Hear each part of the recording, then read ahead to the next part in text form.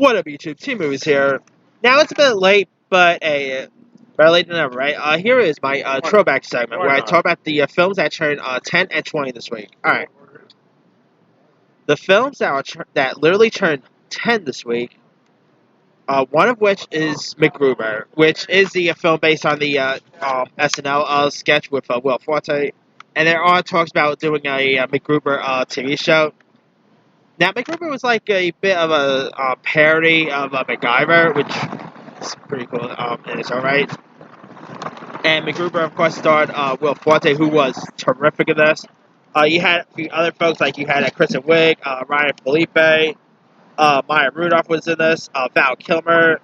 You even had a cool cameo by The Undertaker was in this. The late, great Paris Booth.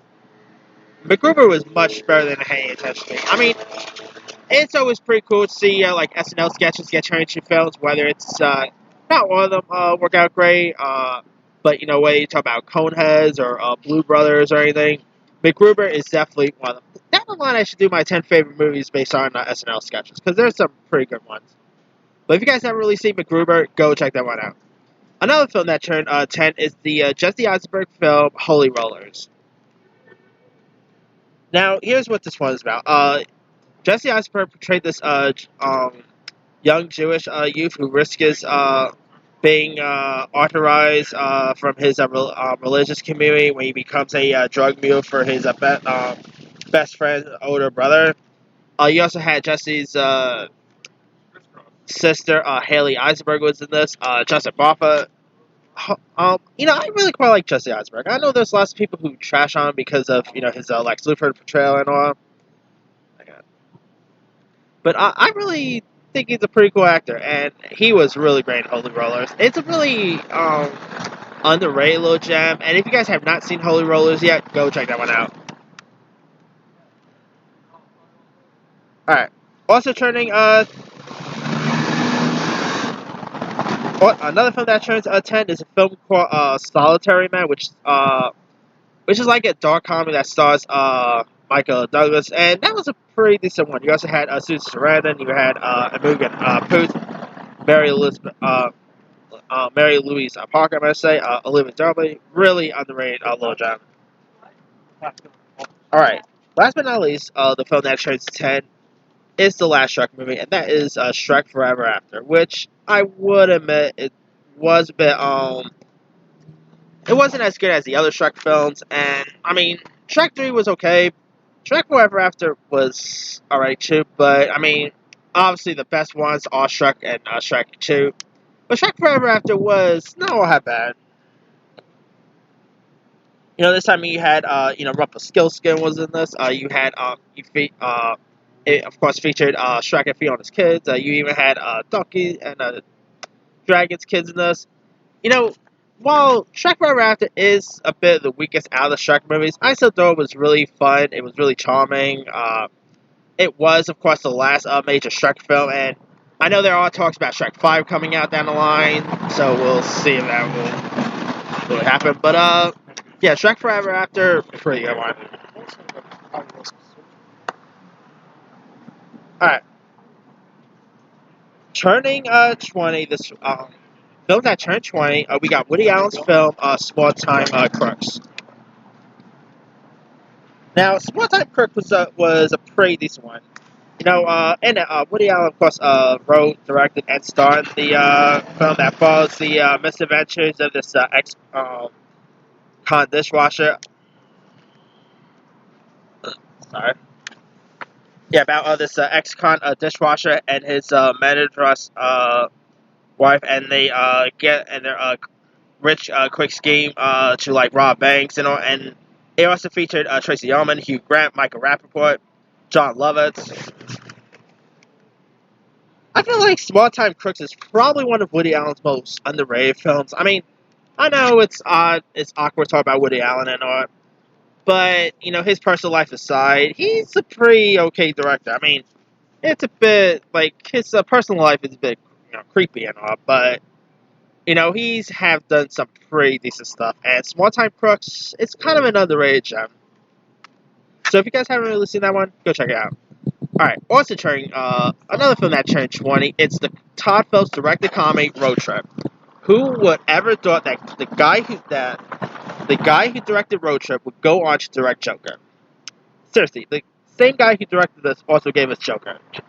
And this is like a road trip sex comedy film that starred Breckin Myers, Sean William Scott, DJ Qualls.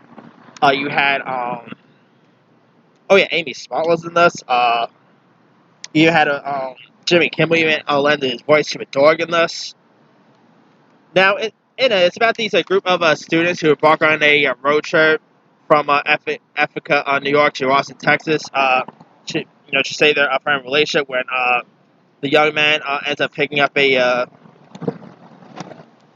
where there ends up being a raunchy tape that goes viral. So he has to try to go on a road trip to retrieve the tape before his girlfriend sees it, before it gets mailed to his girlfriend, I should say.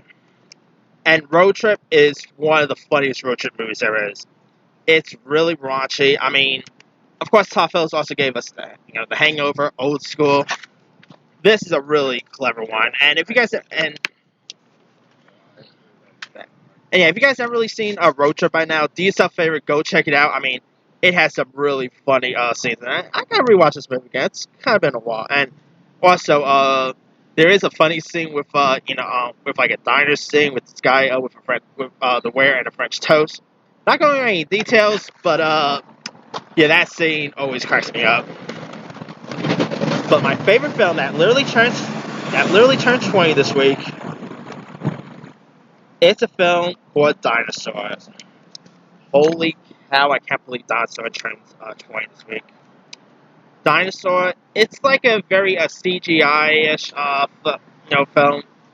It's not really fully animated. Like it is animation, but it is like live action CGI. Like this movie was a bit of ahead of its time, but Dinosaur was a pretty awesome one. You had some pretty cool lemurs in this. You had some cool voice cast. Voice cast includes the likes of D.B. Sweeney. You had Hayden Panettiere. Ozzie Davis was in this. Alfred Witter. Joan Plowright. You had Della Reese was in this. The effects in this movie was outstanding. I literally remember watching this movie in theaters when I was a kid, and I was blown away by the effects. I mean, I even literally have like a couple of cards from this Dinosaur movie, and yeah, Dinosaur is a pretty great one. It's not as great as, let's say, Land Before Time or anything, but it does have a bit of a Land Before Time feel to it. It has some really cool, like the looks of the dinosaurs all look pretty cool. I mean, how does this movie not get nominated for Best Visual Effects? It's still beyond me, because the computer-generated effects they used for this film, granted, if it was made today, the effects probably will look slightly more better. But man, the effects was still pretty decent. And if you guys never seen the 2000 Dinosaur movie, do yourself a favor, go check it out. It's a really cool one. It's a shame that they never really went ahead and did a sequel to it. But anyway, that's pretty much it. Which of these movies stand out to you the most? Like, the 10-year one, the one that really stands out to me the most is actually MacGruber. While the 20 one, either I love Road Trip, the one that really stands out to me the most has got to be Dinosaur. You guys gotta check out Dinosaur if you guys haven't seen that. Anyway, drop a comment below. Don't forget to like, subscribe, hit that bell for more notifications. This is Timu, signing off.